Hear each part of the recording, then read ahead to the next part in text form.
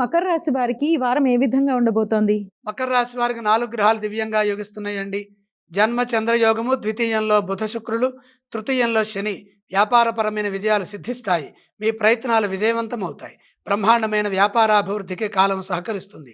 అవసరాలకు తగ్గట్టుగా మీ విజ్ఞానాన్ని వ్యాపారంగా మార్చండి. ఆకర్షణీయమైన దృక్పథంతో మంచి ఫలితాలు సిద్ధిస్తాయి. తగినంత ప్రోత్సాహం ఉంటుంది. ప్రతిభతో పనిచేసి మెప్పు పొందుతారు. తోటివారి నుండి గుర్తింపు ఉంటుంది. గౌరవప్రదమైన జీవనం కొనసాగుతుంది. ఆర్థిక స్థితిగతులు వృద్ధి చెందుతాయి. పెట్టుబడులు లాభాన్నిచ్చే విధంగా నిర్ణయాలు తీసుకోండి. వస్తు వస్త్ర ఆభరణ ప్రాప్తి ఉంటుంది. స్థిరాస్తులు వృద్ధి చేసుకోవడానికి అనుకూలమైన సమయం. కుటుంబ సభ్యులకు మీ నుండి మేలు జరుగుతుంది.